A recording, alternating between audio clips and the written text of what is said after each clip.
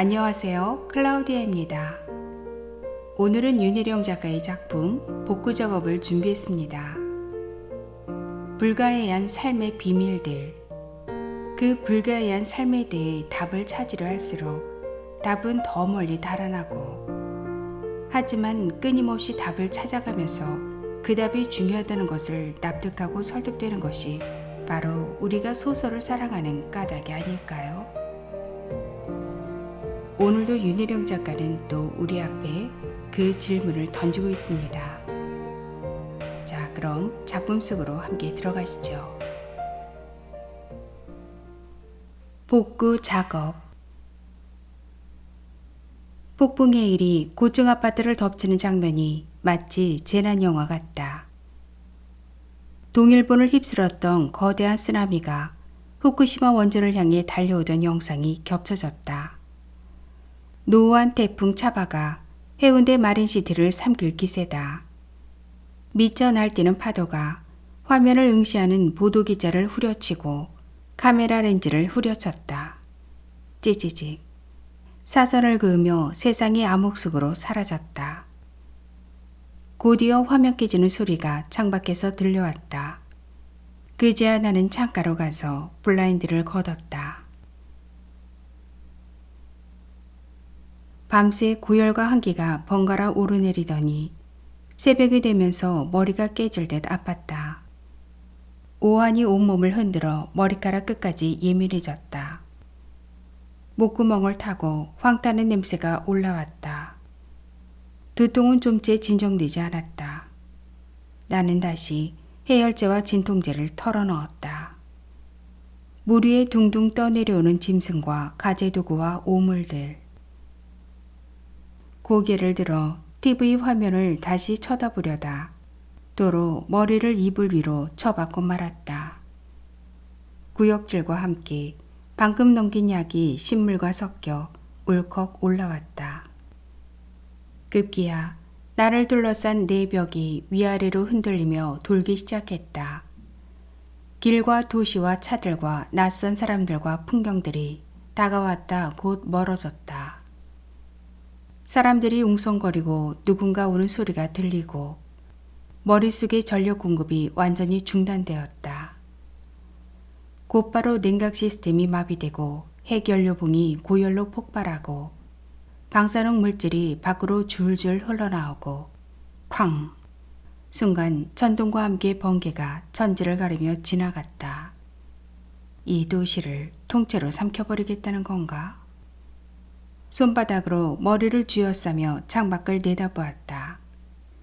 맹렬하게 불어대는 바람과 함께 폭우가 쏟아져 내렸다.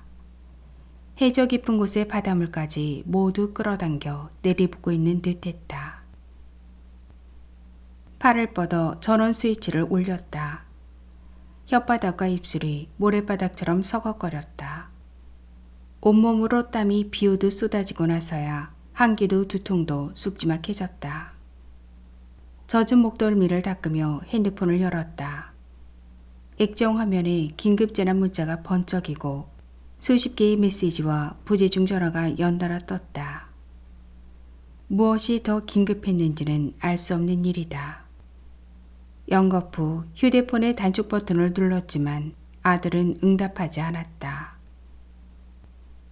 나는 땀으로 젖은 속옷을 갈아입고 아무렇게나 벗어놓은 바지를 집었다. 일어서려다 그만 중심을 잃고 한쪽으로 휘청 꼬꾸라졌다. 울컥. 울분 같은 것이 올라왔다. 하필이면 왜 또 이때인가. 몰아치는 비바람 소리에 마음이 더욱 급해졌다. 빨리 공사 현장을 가봐야 한다. 바지가랑이에 다시 다리를 집어넣으며 오직 그 생각뿐이었다. 빗줄기가 찻장을 깨부술 듯 거세게 몰아쳤다. 겨우 차문을 열고 시동을 걸었지만 앞이 보이지 않았다. 엑셀 페달을 밟고 속도를 내자 차가 휘청휘청 바람이 흔들렸다. 강둔치로 넘실넘실 강물이 차오르고 등골을 훑고 서늘한 기운이 내려갔다. 지금 내게 중요한 게 무엇인가? 태풍 속에서 나는 그게 무엇인지 도무지 알 수 없었다. 내 아버지는 무엇이 중요한지 몰랐어. 어머니의 말은 옳았다. 아버지가 깨닫지 못한 중요한 사실이 왜 그 순간 떠올랐던가. 오래전 그날도 이렇게 하늘이 무너지듯 비를 퍼부어댔다.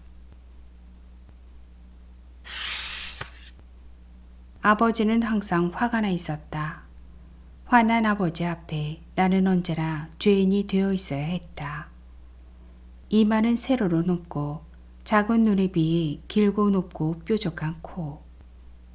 누가 봐도 북방계 몽골로이드의 혈통을 그대로 이어받았지만 얼굴 전체를 덮고 있는 짜증이 인상을 더 날카롭게 했다. 날카로운 인상은 뭔가 곧 깨질 것 같은 불안을 불러일으켰다. 근육질의 긴 몸통과 굵고 짧은 팔다리를 하고 불같이 화를 낼 때는 엄청나게 힘이 센 헤라클레스 같아 보였다. 언제나 고개를 빳빳하게 세우고 압도적인 시선으로 상대를 제압하는 헤라클레스. 그러나 여자 앞에서는 동물처럼 고개를 낮출 줄 아는 인내심이 짧은 헤라클레스. 빌어먹을? 뭐가 문제야? 아버지의 고함 소리는 언제나 기세등등했다. 진정한 주인 노릇이 뭔지도 모르는 통치자. 그의 격노한 위험 앞에선 어떤 선의도 지게 마련이다. 아버지의 기운에 짓눌려 항상 침울한 기분에 빠져있던 나는 아버지가 보잘것없는 피조물을 떠나 훨씬 괜찮은 피조물을 통치하고 싶어 한다는 것을, 이 작은 무대는 그의 힘에 상응하는 역할이 결코 아니라는 것을 그때 알아챘다. 아버지가 집을 떠난 것은 다른 큰 무리를 통치하고 싶어서일지도 모른다고. 그러나 아무리 생각해도 그건 아니었다. 비에 온통 젖은 채 나는 그 집으로 뛰어들어갔다. 그날만큼은 고개를 숙이고 굽실거리는 짓을 증오했다. 한 번쯤은 내 눈으로 똑똑히 보고 싶었다. 헤라클레스 같은 인간을 유혹한 내실에는 무엇이 있는지, 특별한 것이라고는 아무것도 없는 내 어머니의 방과는 확실히 다를 그 무언가를 확인하고 싶었다. 흙탕물에 젖은 신발로 깔아놓은 금심을 사정없이 밟아버린 것은 어리석기 짝이 없는 피조물이 일으킨 일종의 혁명이었다. 그것이 아니라면 멀리서부터 달려오는 번개와 천둥의 위협 때문이었는지도. 그야말로 태풍 베라의 위세는 기세등등했다. 이게 뭐하는 짓이야? 아버지의 여자가 패악을 치며 욕을 퍼부어대고 밖에는 맹렬한 바람이 폭우를 퍼부어댔다. 드센 목소리로 밀어붙이던 여자가 문고리를 잡은 채 멈춰 섰다. 빤히 쳐다보는 여자의 노란 눈동자가 꼭 고양이 같았다. 키는 무척 작았지만 몸집은 속이 꽉 찬 수박처럼 알차 보였다. 실로 여자는 알차고 예뻤다. 아버지는 여자의 몸이 살과 뼈가 아닌 달콤한 과즙으로 만들어졌으리라 믿었던 걸까? 여자는 달고 끈적끈적한 몸을 옮겨다니며 기생하는 존재일 거라는 생각이 스치고 바람은 더 세게 창문을 후려쳤다. 나무들이 꺾이고 슬레이트 지붕이 날아가고 정전이 되고 천지가 깜깜해지고. 아무리 생각해봐도 우스꽝스럽고 슬프기 짝이 없는 행동이었다. 나는 어둠 속에서 눈을 찢어 내리깔고 여자를 향해 폭풍우 같은 저기를 분출했다. 마치 미쳐 날뛰는 한 마리 짐승처럼. 흙발로 뒤축을 쾅쾅 소리내어 사정없이 방안을 다시 짓이겨 놓고 나서야 뒤돌아 나왔다. 아니다. 그게 아니었다. 여자를 똑바로 쳐다보며 뒷걸음질로 밖으로 나왔다. 그날을 떠올리면 아직도 온몸에 힘이 몰리지만 어쩐지 지금에야 헛웃음이 나는 것은, 그래서 어쨌단 말인가. 공중을 날기 위해서는 바람을 타고 바람을 맞서야 하는 것을, 폭풍을 뚫고 집으로 오는 길에 내 혁명은 이미 참패로 끝났다는 것을 알았다. 그것은 침묵이었다. 헤라클레스가 불같이 일어나 나를 작살내고 말 거라는 우려와는 달리 이상하게 침묵했다. 침묵을 지킨다는 게 뭔지 아버지는 제대로 알고 있었던 것이다. 큰 기침 한 번으로 어린 종이 일에 함부로 참견하지 않는 주인이 되어 끝내 모습을 드러내지 않았다. 주인의 기침 소리는 태풍에 묻히고 아무짝에도 쓸모없는 호래 자식은 그의 주인이 영영 돌아오지 않을 빌미를 제공하고 말았다. 그러니까 딱 30년 전이다. 그 해는 유난히 태풍이 많았다. 정초에 미국의 챌린저 우주왕복선 폭발 사고가 발생했고 소련이 체르노빌 원자력 발전소 4호기가 실험 중 폭발하는 사고가 보도되었다. 우리나라에서는 영광 원자력 발전소 1호기가 준공되었고 들락날락 위태롭던 아버지가 드디어 집을 나갔다.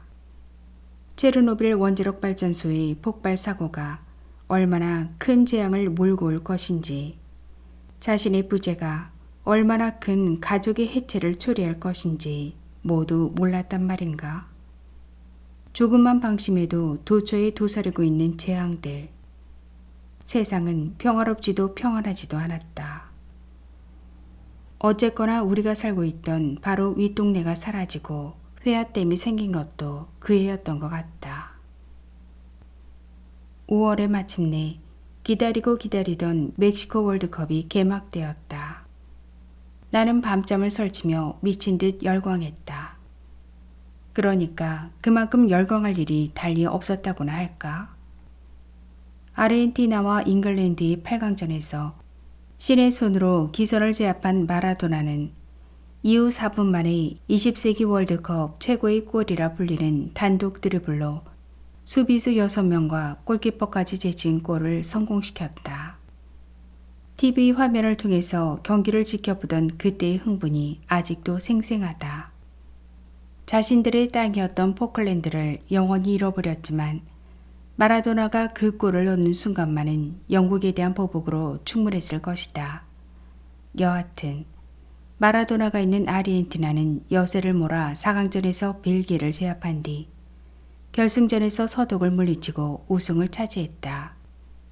마라도나는 과연 불세출의 천재라 불릴 만큼 축구의 신이었다. 그러니 앞서 달리라는 표현은 맞지 않다. 이보다 더 열광할 일이 있었겠는가. 원자력 발전소가 폭발하지 않아도, 아버지가 사라지지 않았더라도.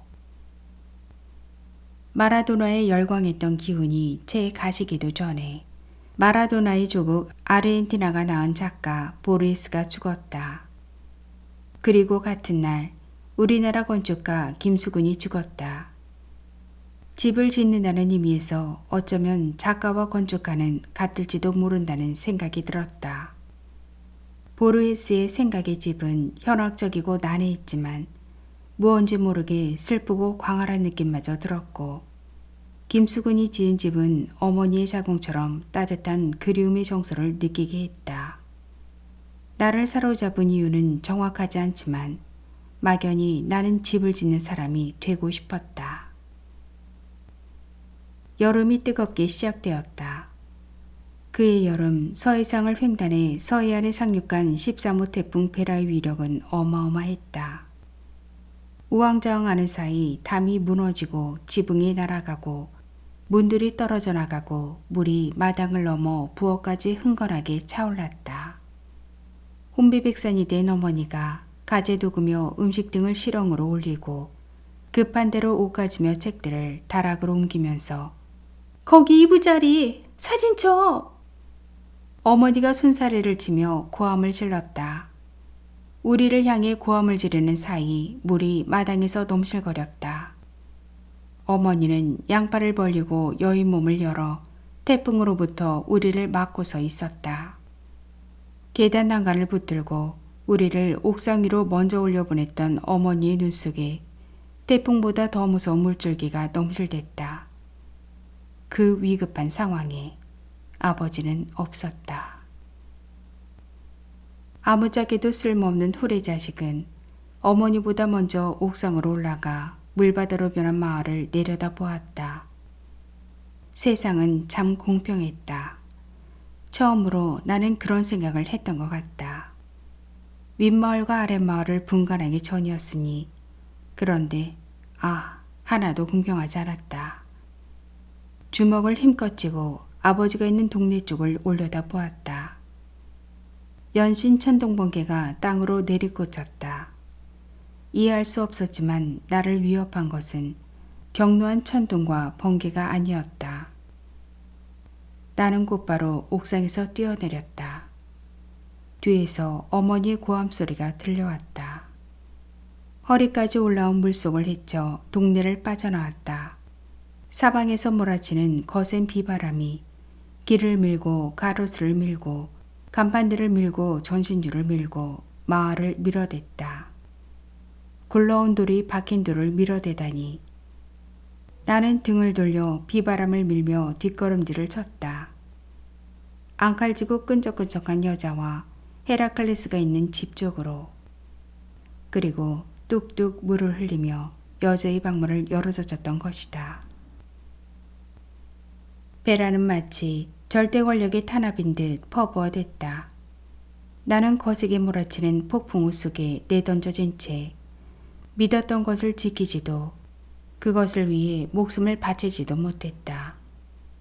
대환란 시에 불에 던져진 것도 맹수의 먹잇감이 된 것도 아닌데 어머니는 무언지 모르게 끔찍한 죽음을 맞은 사람처럼 나를 쳐다보았다. 그 사건은 어머니에게 견딜 수 없는 통증을 남겼을 뿐 어떤 믿음도 주지 못했다. 빛이 사라지고 희미한 잔영만 남아있는 어머니의 얼굴은 아무것도 말하지 않았지만 모든 것을 말하고 있었다. 이미 나락으로 떨어졌다는 것을 나는 알아챘다. 어머니는 말없이 더 강인해졌지만 핏기 없는 얼굴은 차츰 더 야유어 갔다.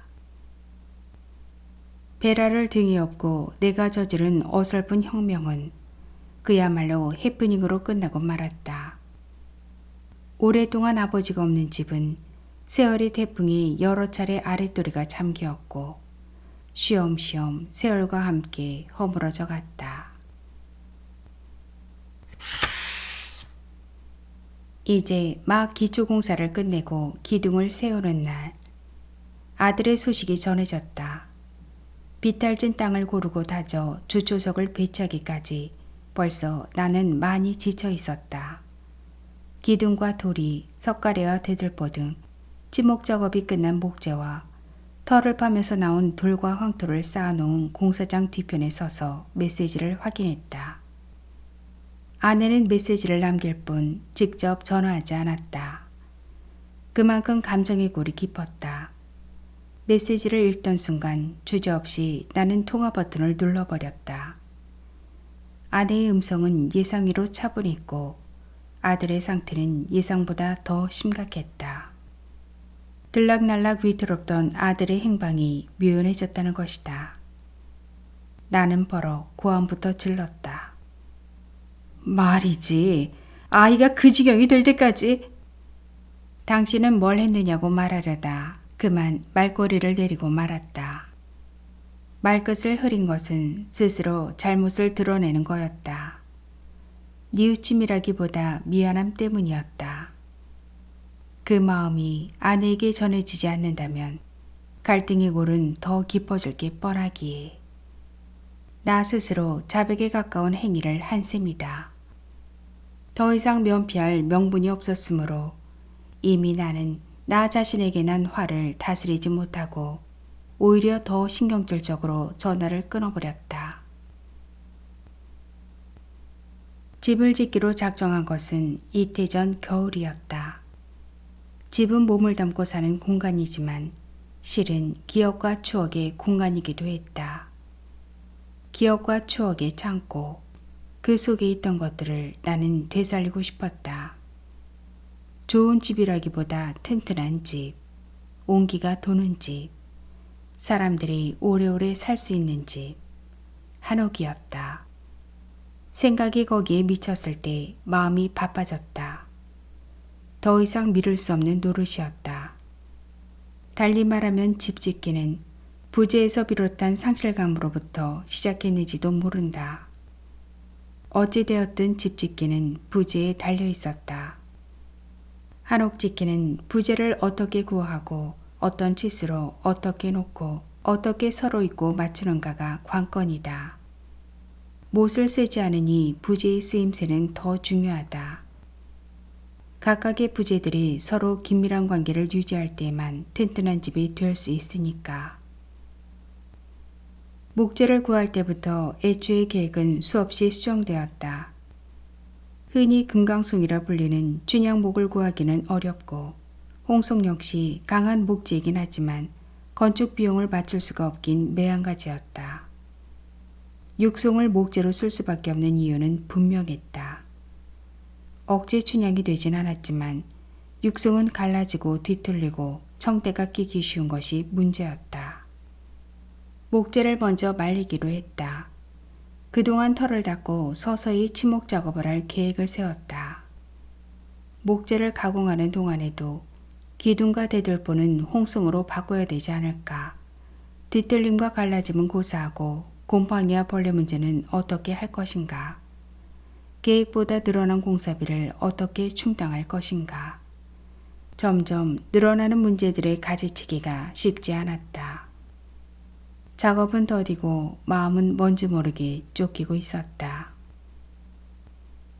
마치 무엇에 이끌리듯 나는 집짓기에 빠져들었다. 그동안 간간히 아들의 소식이 전해졌다. 녀석과 대화가 필요했지만 차일피일 미루었다. 미루었다기보다 정확히 말하면 피한 것이었다. 이상하게 자꾸만 일이 꼬이고 갈수록 때를 놓치고 있었다. 뭔가 끊임없이 추격을 받고 있다는 느낌을 지울 수 없었다. 나는 늘 긴장했고 초조했다. 언제까지나 이어질 것 같은 불안감이 끝없는 수렁 속으로 빠져들게 했다. 이를 핑계삼아 밤낮 없이 일과 술에 취해 있는 동안 능력도 인정받고 나름의 성취도 있었다. 나는 그것을 일 이상의 삶에 대한 사랑이라고 생각했던 것이다. 그동안 나는 가족을 너무 성급하게 함부로 대하고 말았다. 아이의 웃음소리도 늦은 밤 새어나오던 아내의 한숨소리도 외면해버렸다. 이른 아침 아이를 깨우는 소리, 목련이 피고 지는 저녁의 불빛, 가족들이 둘러앉아 깔깔대던 밥상 위의 따뜻한 눈빛들. 그런 소소한 일상들을 모른 척했다. 그 사이 문이 내려앉고 기둥이 헐거워지고 낡은 벽재가 삭아내리고 집은 삐걱거리는 소리를 냈다. 가치를 매길 수 없는 생이 많은 순간을 나는 놓쳐버린 것이다. 그 모든 것을 포기하면서 내가 지키려 했던 것이 무엇이었던가. 명태는 말 그대로 명예로운 퇴진이 아니었다. 그야말로 뜻밖의 사건이 되고 말았다. 가족을 등진 채 타인들과의 관계 속에서만 의미를 찾았던 시간을 이제 어떻게 말할 것인가? 과연 가족을 위해서였던가? 나 자신의 욕망이거나 일탈이 아니었던가? 어디로 도망치더라도 한쪽 세계는 불안하기 마련이었다. 내가 집으로 돌아왔을 때 사태는 심각했다. 아내와 아들은 이미 제어할 수 있는 영역을 벗어나 있었다. 비로소 나는 하나의 선택을 위해 다른 모든 것들을 버렸음을 깨달았다. 이제 나는 어떻게 될 것인가? 지난 시간의 그림자 속에서 허우적거리다 결국은 그 속에서 익사할지도 모른다는 생각이 들었다. 평생을 어둠과 고통 속에서 살아야 할지도 모를 뭐라 형언할 수 없는 슬픔이 다가왔다. 누구의 탓이라 할 것도 없이 우리는 모두 피해자였다. 골조만 겨우 지탱하고 있는 집, 지붕도 벽체도 허술한 내부가 다 허물어진 집. 쭈쭈돌을 놓고 기둥을 세우는 날이었다.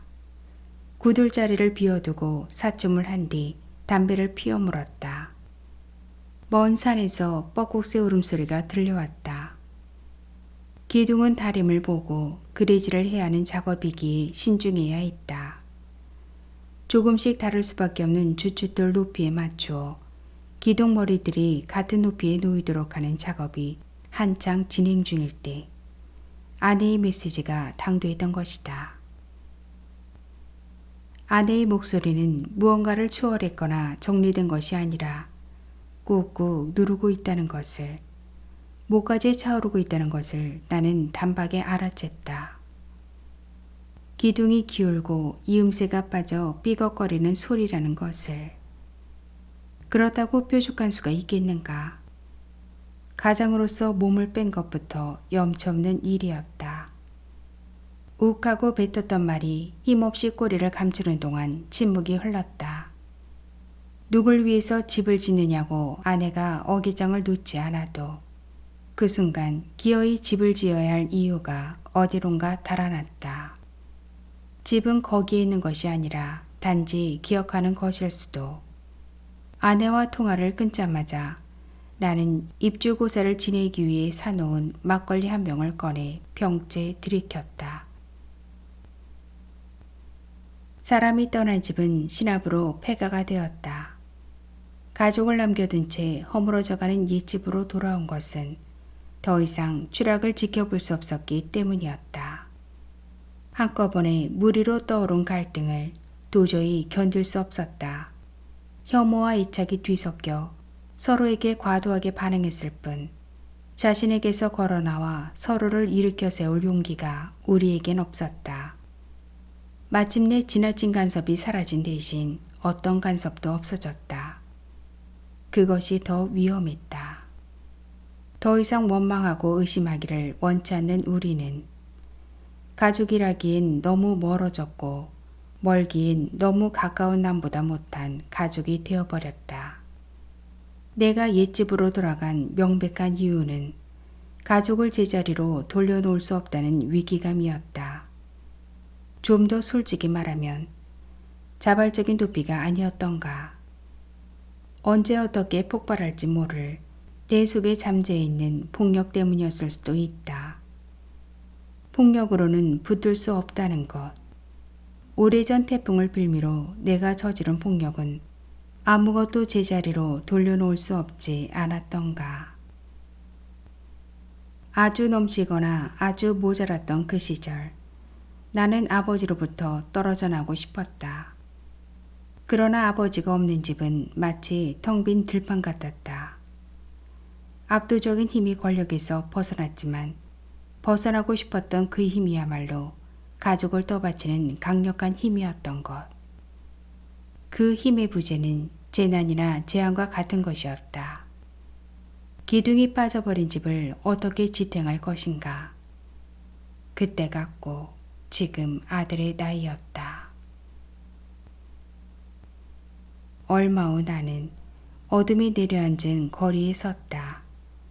좁은 골목에서 방향을 잃어버리고 한참을 서 있었다. 녀석의 기질로 보아 갓줄 청소년 쉼터 같은 곳에 있을리 만무하다. 지난 겨울 담배 연기 자욱한 비좁은 지하방에서 녀석을 발견했을 때는 차라리 다행이었다. 우글우글 함께했던 4~5명의 아이들과 다시 어울렸을지도 모르고 노래방에서 시간을 보내다 주인의 눈을 피해 PC방에서 자고 있을지도. 일단 PC방으로 발걸음을 옮겼다. 계단 입구에서부터 담배 냄새가 심하게 났다. 일회용 종이컵과 음식물들이 뒤섞여 쓰레기통 주변에 나뒹굴었다. 한눈에 봐도 위생 상태는 엉망이었다. 계단 비상구 옆에 빼곡히 서서 담배를 피우던 녀석들 중 하나가 경계의 신호를 보냈었다. 그중 덩치가 당당한 녀석이 퇴! 바닥에 침을 뱉었다. 한쪽 다리를 털어대며 삐딱하게 내리깔고 있는 시선과 순간 마주쳤다. 거칠기 짝이 없는 눈빛이었다. 태풍에 휘몰리던 날 여자가 완력을 멈춘 채 어이없이 바라보던 그때의 내 눈빛이 아닌가. 나도 모르게 멈칫 걸음을 멈추었다. PC방 문을 열었다. 훅. 더운 공기가 덮치고 순간 견딜 수 없는 분노가 솟구쳤다. 젊음이 저지르는 방황을 용서하는 장소. 아들은 아무 데도 없었다. 나는 다시 길거리로 나왔다. 내 옆으로 배달 오토바이가 전동 소리를 내며 스쳐 지나갔다. 무엇이 녀석을 거리로 내몰았을까? 혹 녀석도 폭풍울 때문일까? 나는 가출팸이 자주 사용한다는 스마트폰 앱에 가출팸을 구한다는 글을 올려보았다. 제 1분이 되기도 전에 댓글이 올라왔다. 비계를 매던 날은 몹시 무더웠다. 발을 딛고 올라서서 집을 짜기 위해선 단단히 메어야 하는데 자꾸만 손목에 힘이 빠지고 땀이 비오듯 쏟아졌다. 멀리서 수탉 울음소리가 길게 들리고 순식간에 주변이 깜깜해졌다. 요란하게 개들이 짖어댔다. 우르릉 쾅쾅. 천둥이 치고 번개불이 번쩍이고 곧 소나기와 함께 우박이 쏟아졌다. 공사판 한편에 비껴서서 나는 하늘을 쳐다보았다. 이렇게 큰 우박이 마구 쏟아진다면 단물밴 여름 농사는 어떡하나. 비닐하우스 속 작물도 안전하지 않을 텐데. 그 생각을 하자 가슴이 조여왔다. 녀석은 지금 어디서 우박을 맞고 있는 건지. 요란하게 울리는 핸드폰을 열면서 지난밤 우박 맞은 꼴로 아들이 돌아왔다는 소식이라면 우박은 주먹만큼 커져도 괜찮을 듯했다. 기둥머리에 보아 도리를 짜맞추어 집 뼈대를 세워놓고 나니 비로소 집을 짓는 실감이 났다. 보아 기둥 사이에 보아지를 끼우고 도리를 받치는 장열을 맞추어 대들보 앉힐 준비를 끝냈다. 일머리를 잡아주는 대목수는 어림잡아 아버지 나이쯤 되어 보였다. 일처리는 꼼꼼하고 몸은 나이답지 않게 탄탄했다. 우통을 벗어던진 채 공구를 정리하는 대목수를 흘끼들끼 쳐다보며 나는 지게차로 목재들을 옮겼다. 나무향이 진동했다. 나무향이 뒤섞여 오래전 냄새가 실려왔다. 아픈 냄새로 가득한 시절에 신나 냄새와 체르단 냄새를 나는 기억했다. 그리고 아버지의 냄새를 기억했다. 태풍의 아랫도리가 여러 번 잠기면서 그 집에는 오래도록 아버지의 냄새가 남아있었다. 아버지가 버려두고 간 것들은 저마다 다른 기억을 품고 있었다. 여전히 서랍장 위에 놓여있는 아버지의 손목시계와 안경. 시간은 멈추었지만 그 시간 속에 기록된 이야기들을 더 세세하게 들여다보게 했다. 허옇게 색이 바른 허리띠와 넥타이, 뒤축이 다른 구두와 신발장 위에 걸려있는 구두 주걱.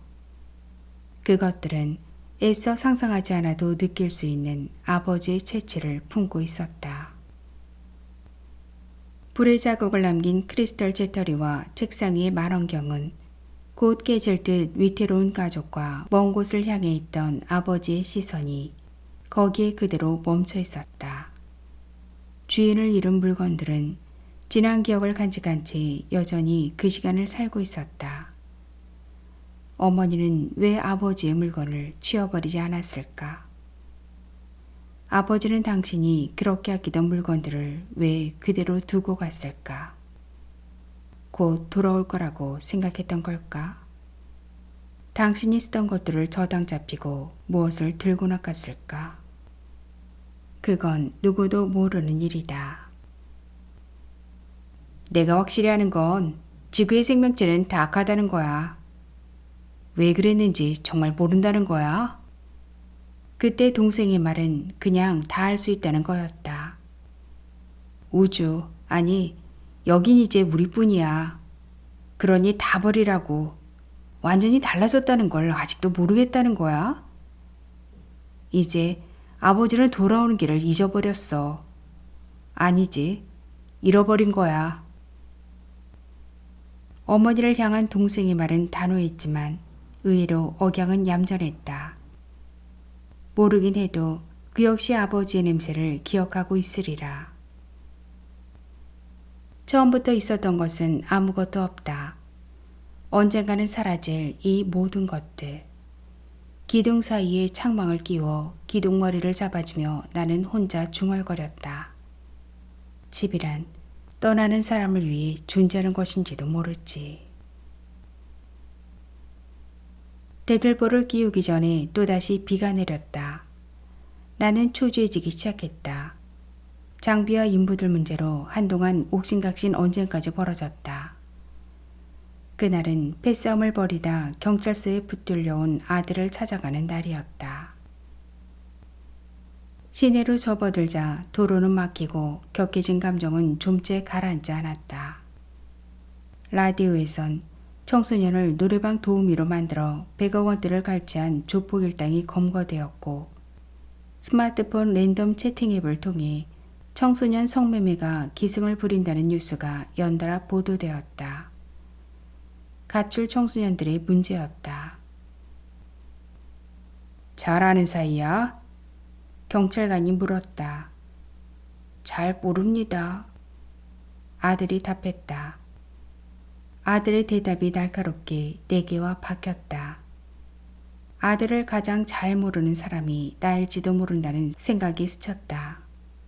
아버지는 나에게 위험한 일탈과 그 위험한 일탈에 대해 물어서는 안 된다는 것을 동시에 가르쳤다. 아니지. 용렬해질수록 비루해진다는 것을 가르쳤는지도 모르지.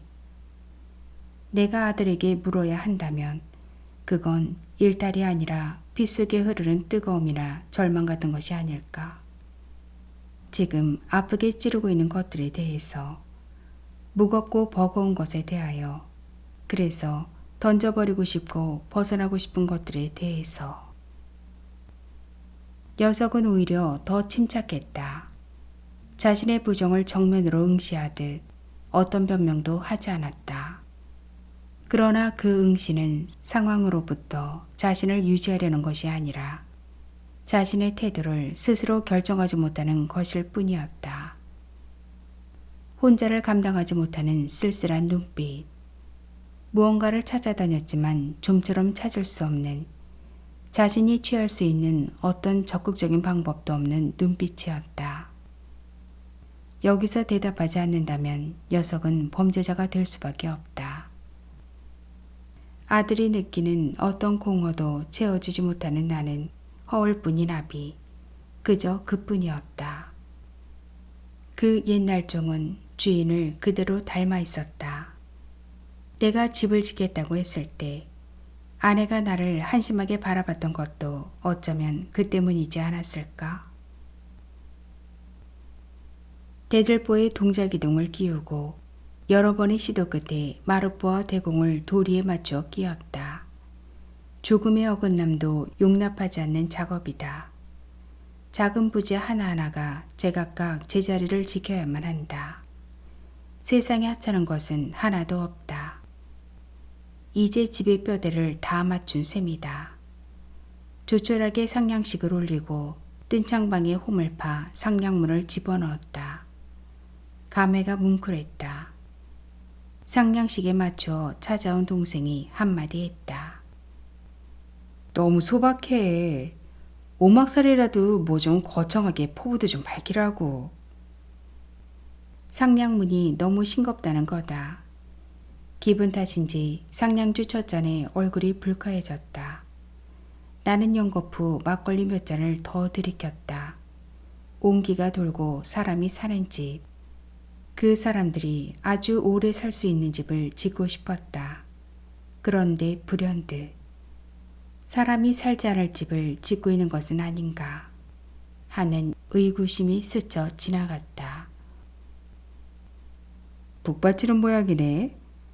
다 짓고 난 뒤 마당에 소나무라도 한 그루 심어놓고 그때 감회에 젖어도 늦지 않을 것 같은데.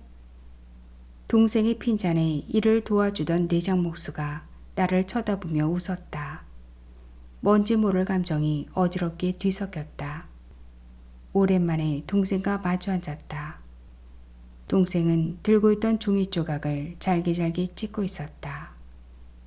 아버지가 나를 못 알아봐. 아니, 못 알아보는 것 같았어. 근데 말이야, 이상한 것은 옛일을 선명하게 떠올린다는 거야. 오래전 우리 가족을 어제처럼 얘기했어. 내게 존댓말을 쓰면서. 동생의 말대로라면 아버지는 선택적 기억상실증에 걸렸거나 기억을 잃어가고 있는 게 분명했다. 나는 입속말로 되뇌었다. 잊고 싶은 기억이겠지. 자신에게 불리한 기억이니 모르는 것으로 없는 것으로 만들어버렸겠지. 아버지가 오래전 멀어져 갔을 때 내 분노는 격렬했다. 그렇게 함부로 무심해질 권리가 그에게 있는가. 그때 나는 깨달았다. 아버지를 결코 이해하지 않으리라는 것을. 결코 아버지처럼 되지 않겠다는 다짐을. 아버지의 뻔뻔한 일탈을 이해하려 온갖 추측을 동원했지만 역시 그건 아니었다. 다시는 보지 않아도 될 것 같았다.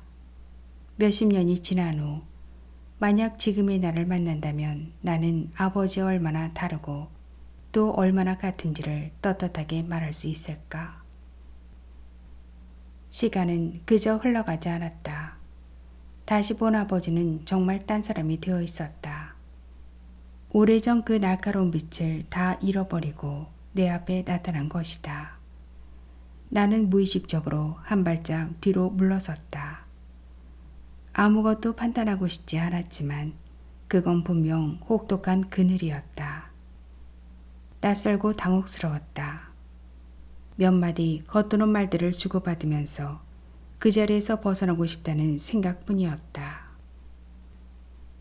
정확히 말하면 아버지로부터, 아버지의 그늘로부터, 아니다. 사실은 정면으로 대면하고선 나 자신의 어둠으로부터 벗어나고 싶었다. 할 수만 있다면 기억까지도 오려내고 싶었다. 돌아서기 전 아버지가 나를 한 번 더 쳐다보았다. 아버지의 얼굴에 저물어가는 붉은 빛이 감돌았다. 세상의 모든 관계는 서로에게 민망한, 그래서 자꾸만 돌아서고 싶은 관계일까? 몇십 년 전 아버지가 꿈꿨던 미래가 지금의 아버지는 아니었을 것이다.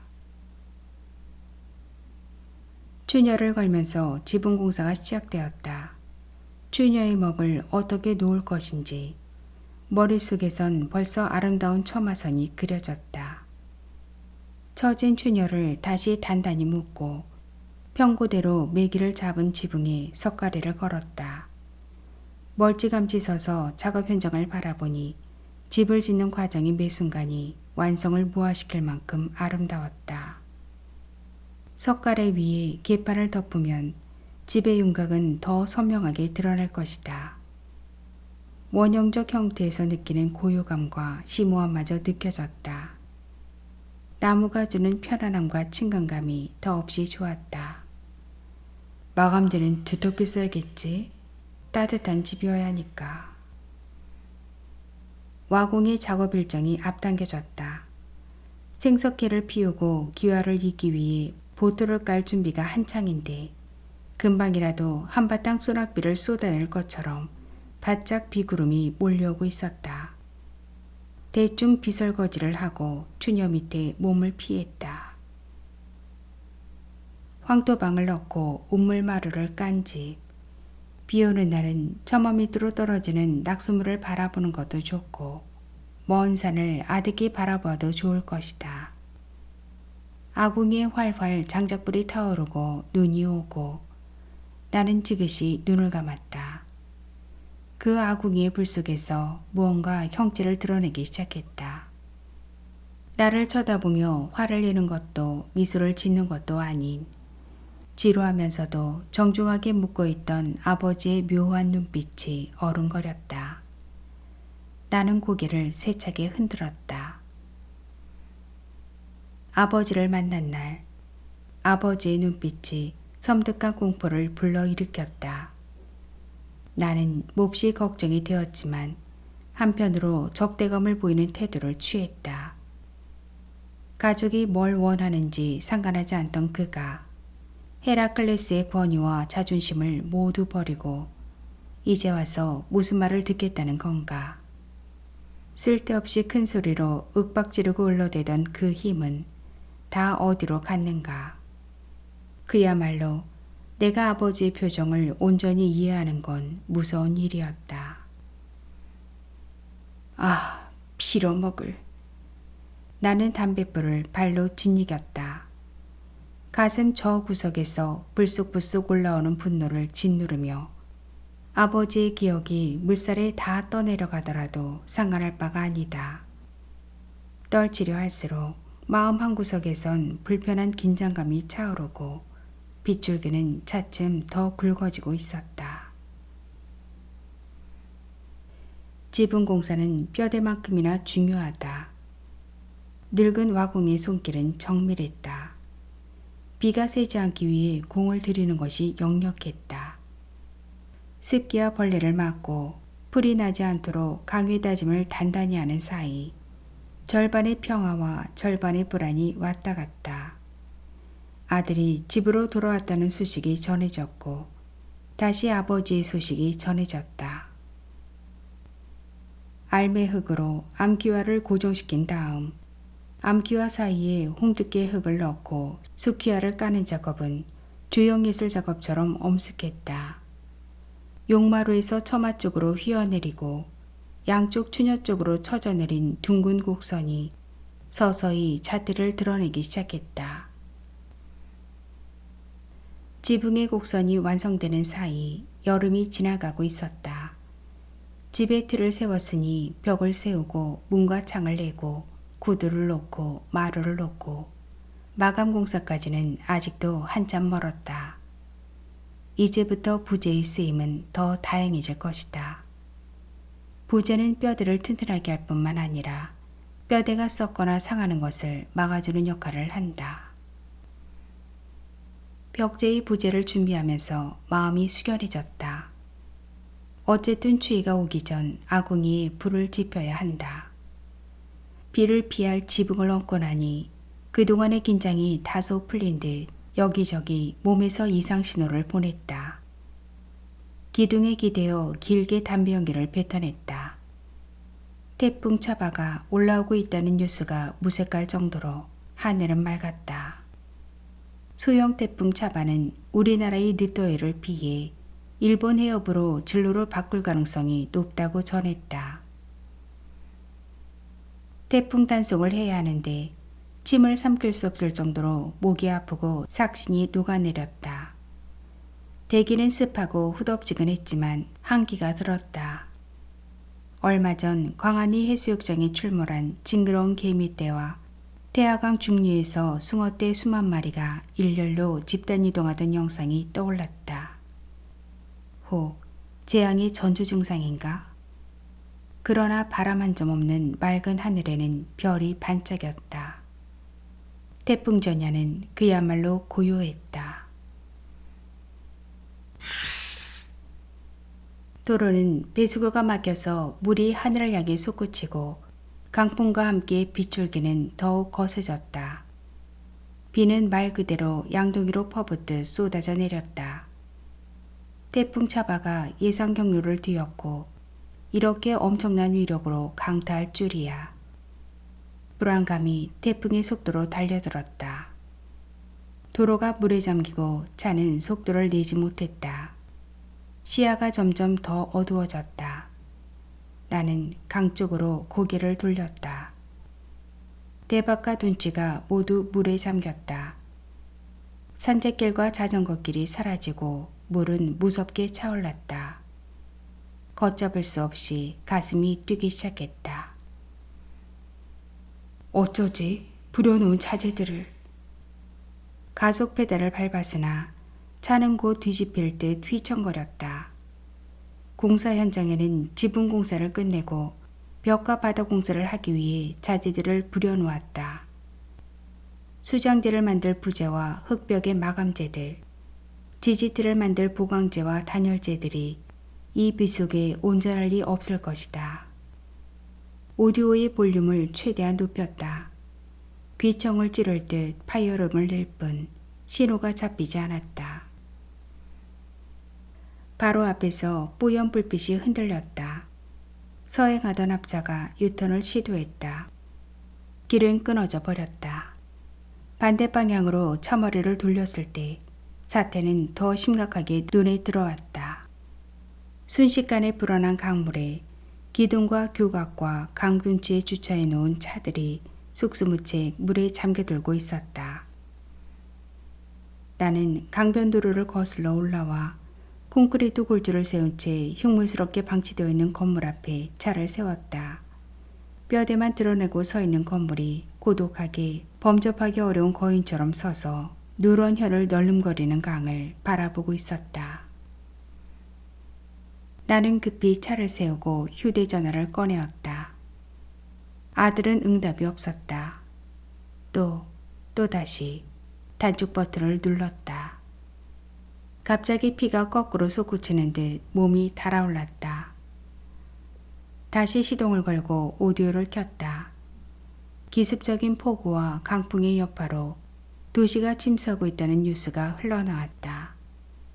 휴대폰으로 계속해서 긴급 재난경보가 울렸다. 시간당 100mm 이상의 폭우라니. 아내의 가게는 안전해야 할 텐데. 나는 급하게 다시 차를 몰았다. 강 건너 산 중턱에서 거대한 물줄기가 폭포처럼 쏟아져 내리는 광경이 눈에 들어왔다. 지구가 거대한 행성의 벽을 뚫고 그 안으로 빨려 들어가는 비현실적인 영화의 한 장면이 떠오르고 운전대를 잡은 손이 떨리고 다리가 사정없이 떨렸다. 속수무책 휘몰리고 있는 것들. 어쩌면 태화강이 범람할지도 모른다는 위기감이 거세게 몰아쳤다. 차를 멈추고 나는 아내의 가게 쪽으로 내달렸다. 눈앞의 상황은 믿기지 않았다. 천둥 소리가 담벼락을 무너뜨리고 거대한 물폭탄이 터지고 부서지고 시장이 온통 바다로 변했다. 아내의 건어물 가게도 잠겼을 것이 분명하다. 나는 허리까지 차오른 물을 헤치며 걸어 들어갔다. 아내의 가게가 멀지 않은데, 여기서 멀지 않은데 꼼짝할 수 없다. 태풍은 도심을 꿀꺽 삼켜버릴 기세로 더 맹렬하게 불었다. 그리고 내게 책임을 다하라고 명령했다. 그것을 감당하지 못한다면 저 물속에 몸을 던져야 한다고. 그것만이 나를 증명할 수 있을 것이라고. 당신은 무엇이 중요한지 모른다는 거야? 그런 거야? 당신은 정작 필요한 순간에는 언제나 없었어. 아내의 말이 물 위에 둥둥 떠오르고 물살에 휘몰려 나는 도저히 더 이상 몸을 움직일 수 없었다. 내 속에서는 가장으로서의 책임을 다하라고 수없이 명령을 보내지만 세상을 주무르는 어떤 강력한 힘의 바깥에서 나는 떨고 있을 뿐이었다. 모든 것이 불가능한 상태가 되어버렸다. 이미 도로는 모두 침수되고 가로수가 넘어가고 아슬아슬 곧 넘칠 것 같은 강물에 물탱크가 떠내려가고 컨테이너가 떠내려가고 짐승들이 떠내려가고 속절없이 차들이 떠내려가고 아내의 건어물 가게에 진열되어 있던 김과 미역과 파래가 퉁퉁 부른 채로 물 위에 떠오르고 마른 멸치와 오징어와 문어가 몸을 풀어헤치고 도심의 바다로 흘러들고 이제 막 지붕 공사를 끝낸 지붕 위의 기와가 떠내려가고 석가래와 개판이 둥둥 물 위에 떠오르고 강물은 무서운 속도로 모든 것을 쓸고 내려갔다. 어딘가에서 떠내려온 단층집이 다리 기둥에 부딪혀 산산조각 나며 거센 물살 속으로 빨려들었다. 나는 물이 뚝뚝 흐르는 손으로 휴대폰을 다시 꺼냈다. 버튼을 누르기도 전 손가락이 후들후들 떨렸다. 아내의 번호를 누르고 아들의 번호를 다시 눌렀다. 신호음이 길게 바람소리에 묻혀 흩어졌다. 물바다가 된 도심 중앙으로 강에서 올라온 숭어떼가 몰려갔다. 백색의 구름벽이 천천히 회전하며 태풍의 영향권을 빠져나가고 있었다. 강풍과 폭우가 급작스레 먹고 거짓말처럼 날이 개었다. 낭독은 여기까지입니다. 윤혜령 작가는 울산에서 태어났으며 울산대학교 대학원에서 국어국문학을 전공했습니다. 2002년 습렵으로 방송대 문학상, 2005년 망원제로 한국소설 신인상, 2012년 아시아 황금사자 문학상 우수작품상을 수상했으며 2017년 현진건 문학상 추천작품에 선정되었습니다. 그리고 2022년 한국소설 작가상을 수상한 바 있습니다. 구독과 좋아요, 알람과 공유는 우리의 행복입니다.